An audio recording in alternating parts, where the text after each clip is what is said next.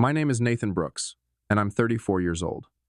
I live in Phoenix, Arizona, a city where the sun beats down relentlessly, and the sprawling desert landscape mirrors the harsh reality of my life. Phoenix is known for its blistering heat and sprawling suburbs, but I know it for the cold emptiness within my family. I'm the firstborn son of the Brooks family, a name tied to the highest echelons of the business world in Arizona. My father, Thomas Brooks, built a fortune from the ground up, starting with a single auto dealership and growing it into a network of businesses ranging from real estate to luxury car dealerships. My mother, Evelyn, is a picture of perfection, always poised, always elegant, always smiling.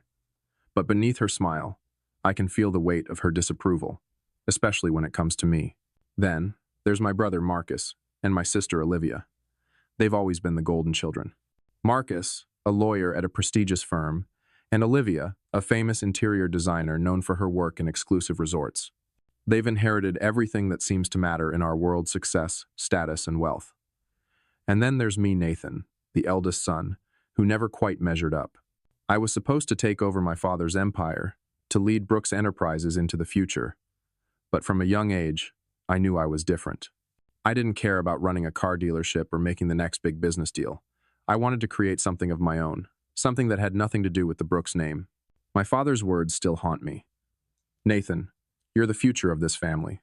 Don't let me down. But I don't want to be another copy of him.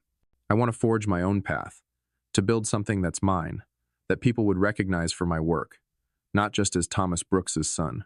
So, I tried, and failed, again and again. In college, I excelled academically. I graduated from a prestigious business school, with dreams of breaking away from the family's shadow and creating my own business. I tried starting a vegan cafe in downtown Phoenix.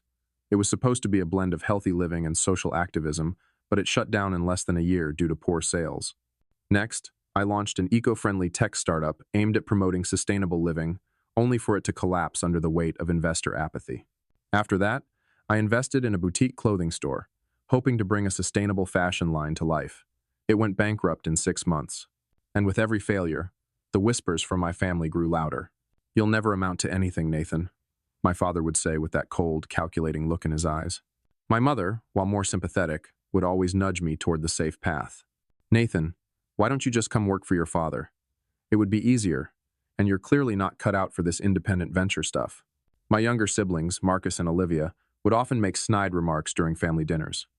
"What's next, Nathan? A fitness center? Or maybe an organic pet food brand?" Marcus would joke.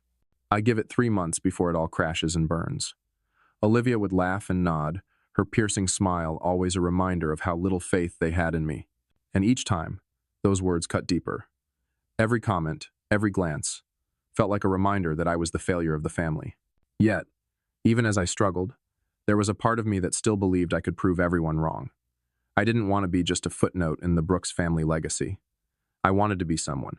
I rented a small apartment in the heart of Phoenix, far from the pristine mansion I grew up in. It wasn't much, but it was mine. It had a modest kitchen, a bedroom with a single bed, and a small living room with an old couch I found at a thrift store. This was my sanctuary, a place where I could be myself, away from the constant comparisons to Marcus and Olivia. But even here, in my small apartment, the weight of my failures followed me. Every time I started a new project, I could hear the voices in my head. "You're not good enough. You'll fail again." And it became harder and harder to push through. Then, one day, out of nowhere, I received a call from Luke, an old college friend. Luke wasn't particularly successful, but he had a knack for finding opportunities, even if they sounded too good to be true. "Nathan," he said, his voice crackling with excitement, "I've got an opportunity for you. You have to hear this." I leaned back on my couch, skeptical. "Luke, if this is another one of your crazy ideas." No, he interrupted. "This is real. There's an old warehouse on the outskirts of Phoenix, near the new freeway construction. The owner's selling it for peanuts only, $30,000. It's a real steal, man." "Why would anyone sell a property like that for so cheap?" I asked, feeling suspicious. "The city's planning a big development around that. Area resorts, malls, hotels. It's going to be the next big thing. You buy this warehouse now, fix it up, and in a few years, you'll be sitting on a gold mine. You can either sell it or turn it into something huge. Think about it. You can prove to your family that you're not a failure." The words hit me hard. I didn't have $30,000, But the idea of finally having a chance to prove myself, to make something of my life, was tempting. The thought of showing my family that I wasn't just a failure tugged at my heart. I could already imagine their surprise if I pulled this off. But there was something in the back of my mind that told me to be cautious. Luke had a history of making deals that didn't always turn out as promised. I told him I'd think about it. That night, I lay awake, trying to figure out how I could get the money. I could borrow it from friends, but my bank account was already stretched thin. I didn't want to ask my family; they would never take me seriously. But the thought of success was too powerful. I scraped together every penny I could, taking loans, borrowing from friends, and making the deal. The next morning, I stood at my window, watching the golden rays of the sun pour over Phoenix's sprawling skyline. The city seemed alive, full of promise, full of people chasing their dreams. Yet, for me, those dreams always felt a little further away. I had just made the decision, taken a leap of faith, borrowed the money I needed, and signed a deal for an abandoned warehouse on the outskirts of the city. The call I received from Luke had sounded too good to be true, but in that moment I couldn't ignore the possibility. Maybe this was my chance. Maybe I could prove to myself, and to everyone else, that I wasn't the failure they all thought I was. I met Luke at a coffee shop in downtown Phoenix that morning. He was already there when I arrived, leaning against the counter, looking like he had just rolled out of bed. His eyes sparkled with excitement as he handed me a cup of black coffee, and for a moment, I almost forgot how apprehensive I was. "You ready for this, Nathan?" Luke asked, his voice filled with that contagious energy he always had. I didn't want to admit that part of me wasn't sure. "I hope so," I replied, my fingers tapping nervously on the edge of my cup. "I'm not exactly sure what I'm walking into. Trust me, man. This is going to be big. You won't regret it." I looked at him, trying to read his face. Was he as confident as he seemed, or was he just another dreamer like me? I had no answers, only that nagging sense of doubt clawing at me. We drove for nearly an hour, heading away from the city's glitzy center and into an unfamiliar part of Phoenix. The buildings grew fewer, and the landscape became dominated by dry desert plants, scrubby bushes, and dusty roads. Luke talked nonstop, still selling me the dream of a high-end resort rising from the ashes of an old gas station. He painted a picture of luxury, casinos, and tourists flooding in once the freeway expansion was complete. "Can you imagine?" he asked, his voice rising with excitement. "You're sitting on a gold mine, Nathan. This place is going to be the center of it all. We're talking millions in profit, maybe even billions if we play our cards right." I nodded, but I could feel that little voice in the back of my head telling me that it was all just too good to be true. I couldn't ignore the feeling creeping in. Was this another one of those ideas that sounded amazing but would eventually collapse? Could I really take on such a monumental project? Or was I just throwing my money away again? But the thought of being able to prove everyone wrong kept me going. I couldn't let fear control me anymore. I needed to act. When we finally arrived at the warehouse, my heart dropped into my stomach. It was nothing like the glossy brochures or the grand visions Luke had painted. What stood before me was a dilapidated building, far from the shiny new resort I had imagined. The place looked like it hadn't seen a coat of paint in decades, with boarded-up windows and rusted metal doors. The gravel parking lot had been overtaken by wild desert grass, and a large, "For Sale" sign was the only thing that seemed to show any sign of life. "Well, here it is," Luke said, his voice sounding a little quieter now. I couldn't speak for a moment. The building loomed before me like a monument to failed dreams. It wasn't just abandoned, it was neglected, ignored, and forgotten. This wasn't the opportunity I had imagined. It was a sinking ship, waiting to drown whoever tried to board it. "Luke, are you serious?" I finally managed to say, my voice tinged with disbelief. "This is what I just bought? This is the golden opportunity?" Luke shifted uncomfortably, his face flushing slightly. "You've got to look at the bigger picture, Nathan. It's all about location. The freeway's coming through here. It's going to be prime real estate. This place will be at the center of it all. I promise. Just give it time." His words felt hollow now. I tried to swallow the growing disappointment that threatened to overtake me. The building was falling apart. Even the pavement was cracked and chipped. The idea of turning this place into a thriving business seemed more like a fantasy than a reality. But Luke was persistent, pointing out little details here and there, like the proximity to the new highway, the supposed up-and-coming developments nearby, and how we could transform the place with just a little investment. I wasn't buying it, but I also wasn't sure what else to do.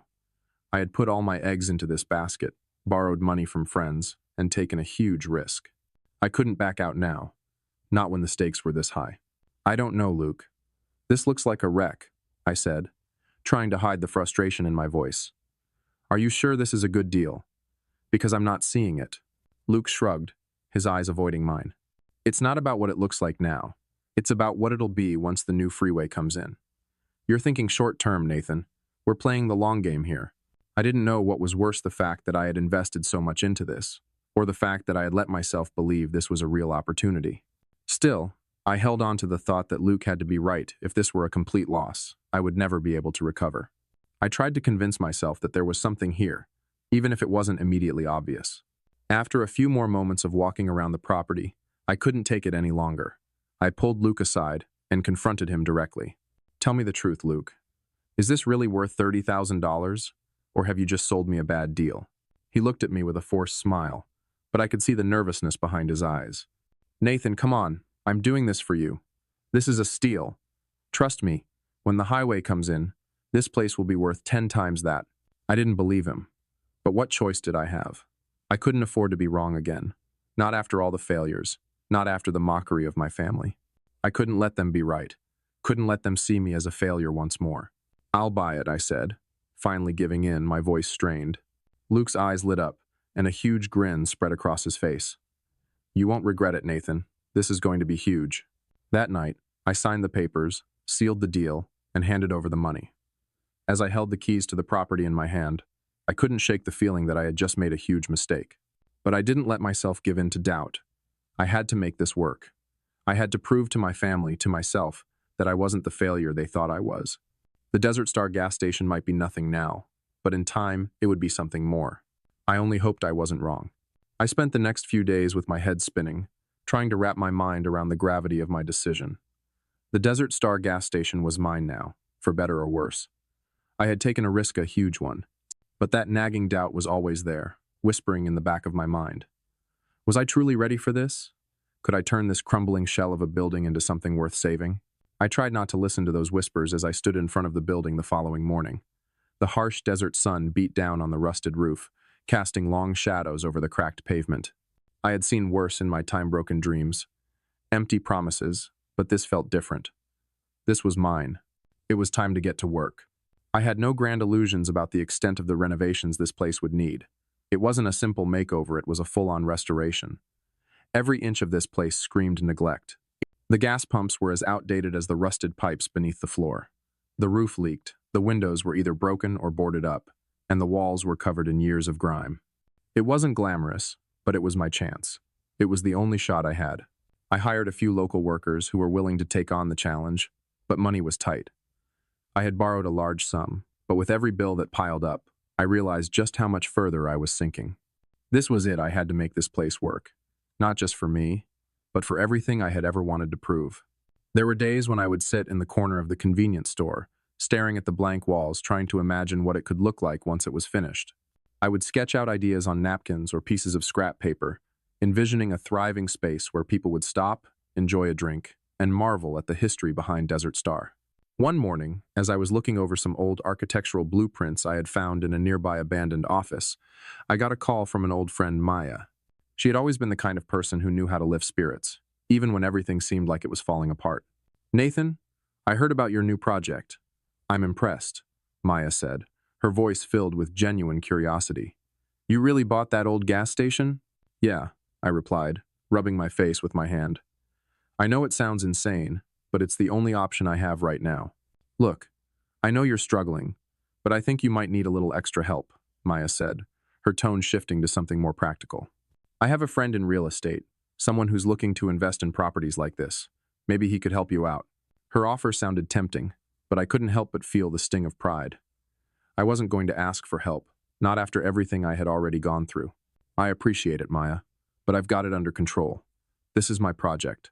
I need to do it on my own, I said, trying to sound more confident than I felt. Maya didn't push.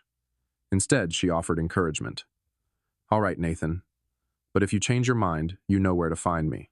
I hung up the phone, my fingers drumming nervously on the desk. The temptation to take her up on the offer lingered, but I knew deep down that I couldn't. This was my chance to prove I wasn't the screw-up my family believed me to be. The thought of my father's disapproving gaze still haunted me. No matter how hard it got, I couldn't back down now. Days turned into weeks. The work progressed, but slowly. There were nights when I would lay in bed, staring at the ceiling, wondering if I had made the right decision. Would my family ever respect me for this? Would they see me as a success? Or would they continue to dismiss me as the failure who never lived up to their expectations? The weight of their judgment pressed heavily on my shoulders, but I kept pushing forward. I couldn't stop now, not when I had come this far. Finally, one evening, after what felt like endless days of painting, repairing, and scrubbing, I managed to get the gas pumps working. It was a small victory, but it felt monumental. The first real sign that this place could actually come back to life. As I watched the pumps come to life, the realization hit Mathis was only the beginning. There was still so much to be done, and a long road ahead. But for the first time since I had taken the leap, I felt a glimmer of hope. The next few weeks were a blur of activity.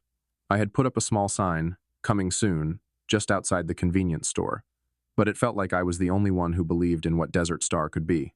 The workers continued to fix the roof, clean the floors, and patch up the walls, but the place still felt empty, like a skeleton waiting for its soul. In the midst of all this, I got another call this time. It was from Luke, the one person who had pushed me into buying this property in the first place. "Hey Nathan, how's everything going?" Luke asked, his voice light and casual. "It's coming along," I replied, trying to sound optimistic. "But I can't say it's been easy. I'm sure it's tough, but hey, I'm sure it'll pay off. You've got big plans for this place, right?" "Yeah, I have some ideas," I said, my voice trailing off. "But I'm starting to think that maybe I bit off more than I can chew." Luke's voice turned serious. "Nathan, you've got something big here. You just need to stick it out. Once the highway comes through, this place will be prime real estate. Trust me." I didn't respond right away. I was still trying to digest his words. Could he really be right? Could this decrepit gas station turn into something more? I looked out over the land, the quiet stretch of road that seemed endless, the dusty desert surrounding me. For a moment, I imagined the future I had always dreamed of: the bustling center, people stopping, enjoying a drink, enjoying the history of Desert Star. It felt distant, but not impossible. "I'm not giving up yet," I said finally. "But this place needs more than just a little polish. It needs a miracle." "You got it in you, Nathan," Luke said, his voice filled with quiet encouragement. "And when it happens, you'll be glad you stuck it out." I hung up the phone, my fingers gripping it tightly. Maybe Luke was right. Maybe this was my moment. But no matter how many times I told myself to keep pushing forward, there were moments when the doubts would creep back in. But I had made my choice. This was my chance to prove that I could stand on my own, without relying on anyone else's success or expectations. I just needed to hold on long enough to see it through. As the weeks went by, Desert Star started to change, bit by bit. The walls were painted, the windows replaced, the roof fixed. The convenience store began to take shape, and I even managed to get a few local investors to take an interest. It wasn't much, but it was something, a start. And sometimes, that's all you need to change everything. The first true test of my resolve came when the highway construction finally began. The long-anticipated expansion, which Jake had so confidently promised, was happening. The road crews had started to lay down the first layers of asphalt just a few miles from Desert Star, and suddenly, the area began to look less like a forgotten ghost town and more like a place people might actually pass through.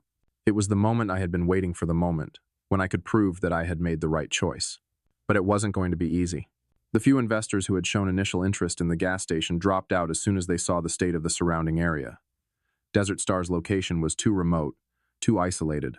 The construction of the highway was still in its early phases, and the potential for the project to fall through was too high. I felt my stomach twist as I watched the small glimmers of hope vanish. It felt like the world was conspiring against me. The investors weren't willing to bet on an old, abandoned gas station in the middle of nowhere. Who could blame them? By the time the weather had warmed and summer set in, I was fighting two war-zones against the physical state of Desert Star, and the other against the growing pressure in my mind, telling me I was about to lose everything. The constant failure after failure was like a weight tied to my chest, suffocating me, and the longer I worked on the property, the more I felt the reality of my situation. I had invested everything I had borrowed: money, credit, even personal loans to make this work. And now, with no investors willing to take a chance, I was out of options. Days passed in a blur of long hours and exhaustion, and I reached the point where I could feel the breaking point getting closer. The rent for my apartment was due again. The money I had borrowed was still piling up, And Desert Star, though, looking slightly better still, felt like a half-baked idea, not the thriving oasis I had dreamed of. I walked into the convenience store one evening, trying to look around and imagine it full of customers, enjoying the vintage wines, stopping for gas, and maybe even staying the night at what I envisioned as a boutique hotel. But the harsh reality was staring me in the face. This place was far from ready. The shelves were still bare, the pumps were rusted, and the bright future I had imagined seemed like a distant, unreachable star. I stood there, my back against the counter, staring at the faded tiles and thinking about the promises I had made to myself. I had told myself I would prove everyone wrong, show my father, Preston, and Sierra that I wasn't the failure they believed me to be. But it was getting harder and harder to believe in my own dreams. That night, as I was preparing to leave for yet another sleepless evening at my apartment, my phone buzzed. It was an unknown number.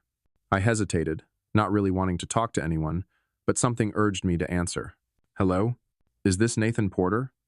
A voice came through the line, deep and professional. "Yes, speaking," I replied, unsure of who it was. "This is Carla Martinez. I'm calling about Desert Star." I froze, my heart skipping a beat. Carla Martinez was the CEO of Nevada Horizons, the company I had briefly considered partnering with. She was known for making big moves in Las Vegas, and she had the kind of reputation that could either make or break someone's career. I felt my throat dry up. "Carla Martinez? What do you want with Desert Star?" My voice was barely a whisper. "I've been keeping an eye on Desert Star for a while now," she said. "I think there's something here. Something big. The land's location, the proximity to the new highway, it's all starting to look better than I initially thought. I'd like to discuss the possibility of investing." I could hardly believe what I was hearing. My mind raced, thinking of all the possibilities that this could mean.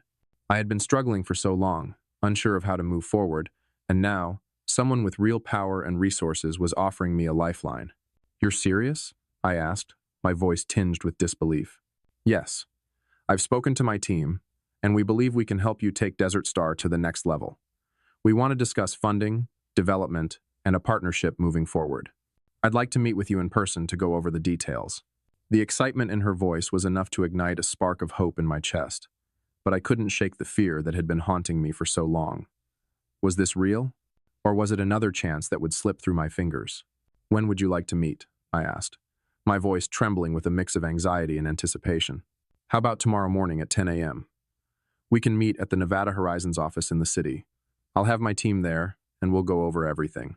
I agreed, my head spinning with the possibility that this could be the moment I had been waiting for. This was my chance to turn everything around, to finally prove I wasn't the failure my family thought I was. The next morning, I found myself in front of a sleek, modern building, the headquarters of Nevada Horizons. It felt surreal, standing there in my old, ill-fitting suit, wondering what I was even doing here. A part of me still couldn't believe I was going to be talking to someone like Carla Martinez about the future of Desert Star, but I had made it this far, and I wasn't about to back down now. Inside, the office was immaculate. Large glass windows offered a panoramic view of the city skyline, and the staff bustled around, working on a range of impressive projects. I could feel the difference between the place I was about to leave behind my crumbling gas station and this empire of modernity. Carla met me in the conference room, dressed in a sharp suit, her dark hair pulled back in a neat ponytail. She exuded confidence, a calm professionalism that made me feel both intimidated and relieved. "Mr. Porter, it's a pleasure to meet you in person," she said, extending her hand. "Please have a seat." I did as she instructed, taking a seat across from her, the weight of the conversation yet to fully hit me. Carla didn't waste time on small talk. She dove straight into the pitch. "We've done our research, Nathan," she said. "We believe Desert Star could be much more than a gas station. With our help, we could turn this place into a thriving, high-end destination. A resort, a restaurant, even a small casino if you're interested. There's real potential here." I sat there, taking in her words. The excitement inside me swelled, but so did the fear. I had seen what it was like to trust others and have it backfire. Would I be giving up control? Would this be another failed venture, just like everything else? Carla must have sensed my hesitation. "I understand your concerns," she said, her voice softening. "But I'm not here to take over. I'm here to partner with you, to help you turn this vision into something more. You've put in the hard work already, Nathan. Let us give you the resources you need to finish what you started." I looked at her, wondering if this was my final shot at redemption. Was I ready to take the leap again? To trust someone else with my dream? I'm in, I said, the words leaving my mouth before I could second-guess myself. Let's do it. The deal was struck quickly. Nevada Horizons would provide the funding, expertise, and management I needed to elevate Desert Star into the destination it could be. I would remain in charge, but with the backing of Carla and her team, my dream felt more achievable than ever before. As I left their office that day, the weight that had been bearing down on me for so long seemed to lift, even if just a little. I knew this wouldn't be the end of the journey, but it was a turning point. The next chapter was unfolding, and this time, I wasn't alone. The days following my meeting with Carla Martinez were a blur of activity. Suddenly, Desert Star wasn't just a dream, it was a business with potential, with real backing, and with the promise of a future I had only dared to imagine. The deal with Nevada Horizons was officially on. My vision of turning this derelict gas station into a high-end resort was slowly taking shape, piece by piece. But even with the excitement bubbling inside me, I knew it wasn't going to be easy. The transformation of Desert Star into a full-fledged entertainment complex wasn't going to happen overnight. The property was in shambles-sold pipes, rotting beams, and a rundown convenience store that looked more like a forgotten relic than a place anyone would want to stop at. The next phase of the journey was all about rebuilding. I spent my days at Desert Star, meeting with contractors, engineers, and designers from Nevada Horizons.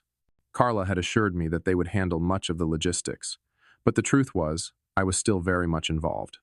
Every decision, every small detail mattered. I had made this promise to myself. I would build Desert Star on my terms, with my vision, even if I had to do the hard work to make it happen. The first major challenge came when the team suggested tearing down the old convenience store entirely. It was a huge decision. The structure, though decaying, had sentimental value to me. It was the symbol of all the failures I had endured, but I knew that in order to succeed, I couldn't hold on to the past. It had to go. And so, the demolition began. I watched as the walls that had stood for decades came crashing down, and in their place, a clean slate emerged. It was symbolic, in more ways than one. I was tearing down the remnants of my old life, of the failures I had accumulated over the years, and creating a space for something new. It was liberating, but also terrifying. Over the next few weeks, I worked alongside the contractors, often staying late into the night. The new design for the resort was starting to take shape a modern space that still carried the charm of the old Prohibition-era style I had envisioned. The main building would house the high-end wine bar, complete with vintage bottles on display, and a small boutique hotel offering desert-themed rooms. The highlight would be a small casino, set up to resemble a secret speakeasy, hidden away for those looking for a taste of the past. But there was still so much to be done. Each day presented a new problem. The water pipes that had been leaky for years were completely replaced, and the gas pumps, which had once seemed like an insurmountable challenge, were finally repaired and reinstalled. Slowly, Desert Star was beginning to show signs of life, but I couldn't afford to relax not yet.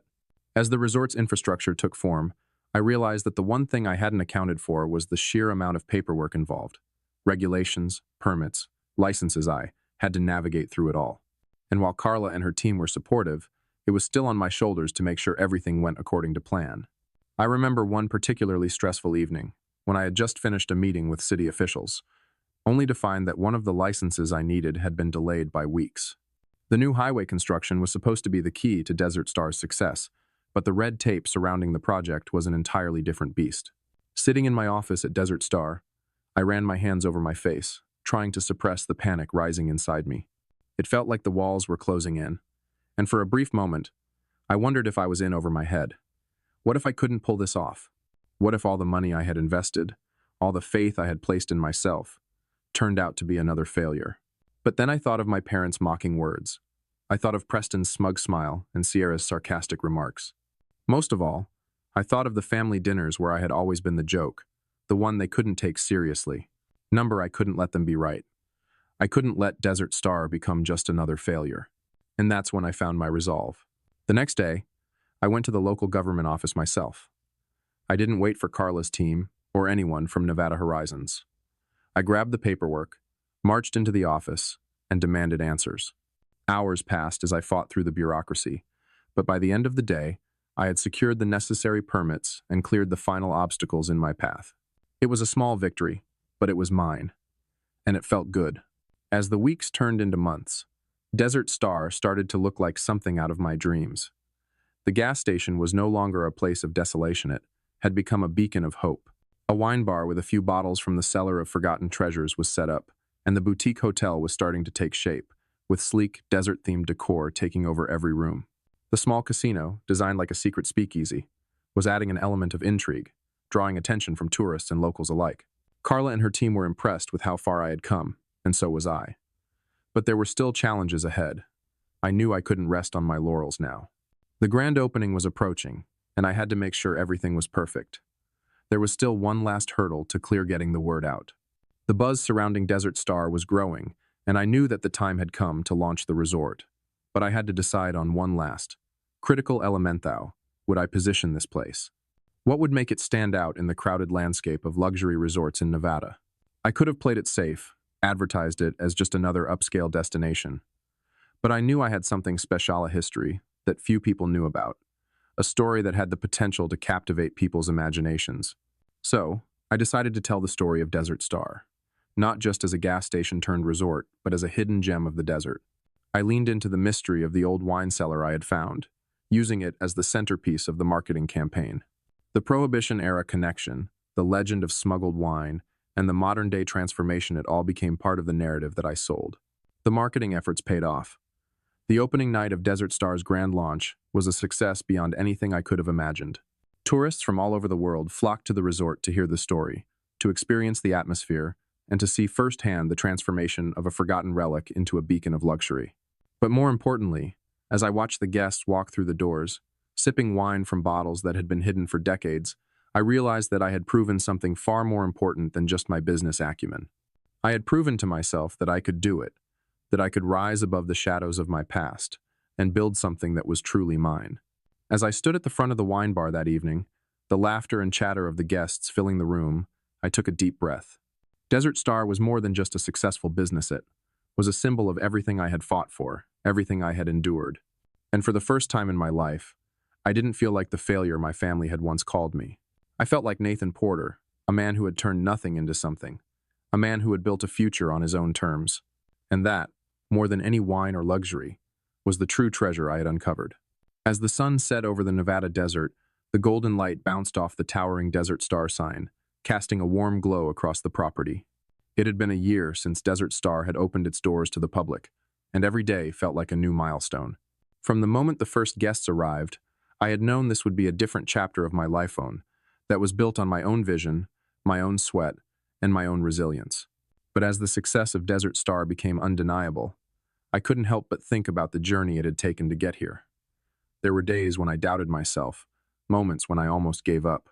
I'd been closer than I ever wanted to admit, but in the end, everything I had worked for had paid off. Desert Star wasn't just a luxury resort, it was the symbol of everything I had fought for. That evening, as I looked out over the complex, now a beacon of modern luxury surrounded by the timeless desert, I reflected on the relationships that had shaped this journey, specifically my complicated relationship with my family. While I had made great strides, the shadows of the past still loomed over me, sometimes casting doubts on everything I'd accomplished. I hadn't heard from my parents in months. After I rejected their offer to bring Desert Star into the fold of Shepherd Enterprises, the distance between us had only grown. My father, Richard Shepherd, the chairman of Shepherd Enterprises, had always seen the world through a lens of control and ambition, and I knew he could never truly understand my desire to break free from the family's expectations. He viewed success in one way, his way. And as for Preston and Sierra, their lives had continued on their planned trajectory: business successes, family gatherings, and the very thing I had sought to avoid, conformity. It had been hard at first. The loneliness was almost unbearable. But the success of Desert Star filled me with a sense of pride and strength that made the past fade in comparison. I had built this on my terms, without the handouts, without the legacy of the Shepherd name dragging me down. But then, one fateful evening, I got a call from my mother. Her voice on the other end was both familiar and distant-strained, with a mixture of emotion and something else I couldn't quite place.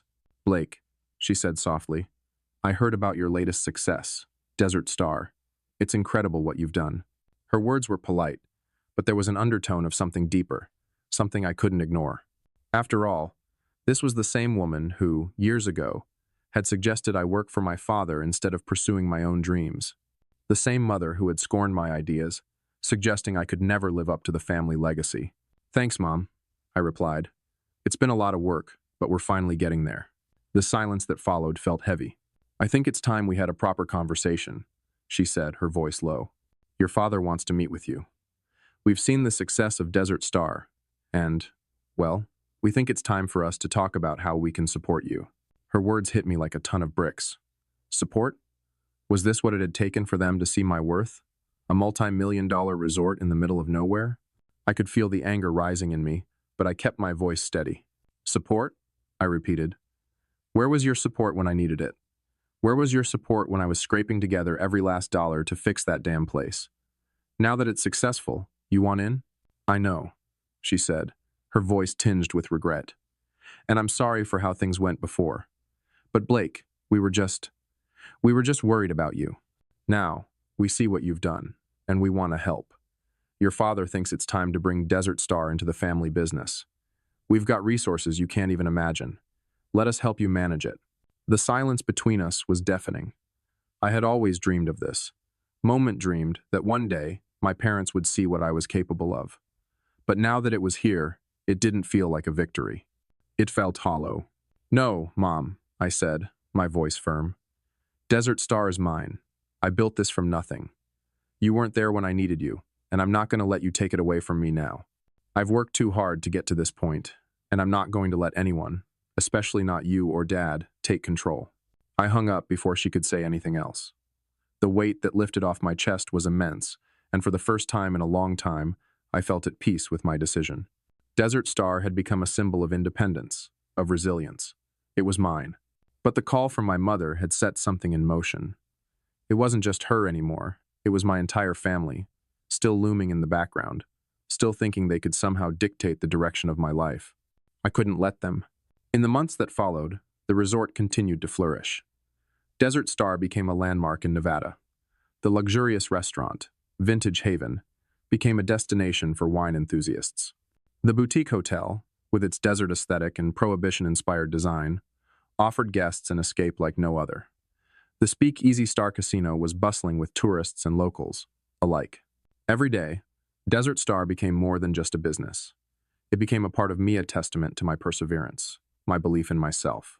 And yet, despite all this success, I couldn't escape the thought of my family. The phone call with my mother had shaken me, and the events that followed left me with lingering questions about who I had become. Despite my resolve, there was still part of me that longed for my parents' approval. But I had to remind myself that I wasn't doing this for them. I was doing it for me. The final piece of the puzzle came when I finally met with Carla Martinez and her team for a celebratory dinner. The restaurant was elegant, located near the Strip, with floor-to-ceiling windows offering a panoramic view of the glittering lights of Las Vegas. Carla, as always, was sharp, her eyes gleaming with excitement. "Blake," she said, raising her glass in a toast. "This place, Desert Star. It's a game changer. People love the story. They love the history. You've built something truly incredible." I smiled, grateful for her kind words. But in the back of my mind, I couldn't help but feel a sense of gratitude, mixed with defiance. I had done it. I had made it. But the journey wasn't just about success, it was about proving to myself that I could rise above the failures, the doubts, and the shadows of my past. As the evening went on, I reflected on the path I had taken. From the failed ventures to the abandoned gas station to the phone calls from my family and the long hours spent rebuilding. Every step had brought me here. Every setback had led to a greater comeback. And Desert Star, in all its glory, was the living proof that I had done it on my terms. Desert Star wasn't just a place, it was my legacy. And as I sat there with Carla, enjoying the success of the moment, I knew this was only the beginning. There would be more challenges ahead, more trials. But this time, I would face them with the same determination that had built Desert Star from the ground up. I would never stop building, because I was no longer the black sheep of the family. I was Blake Porter, the man who turned an abandoned gas station into a beacon of success. And that was a story worth telling.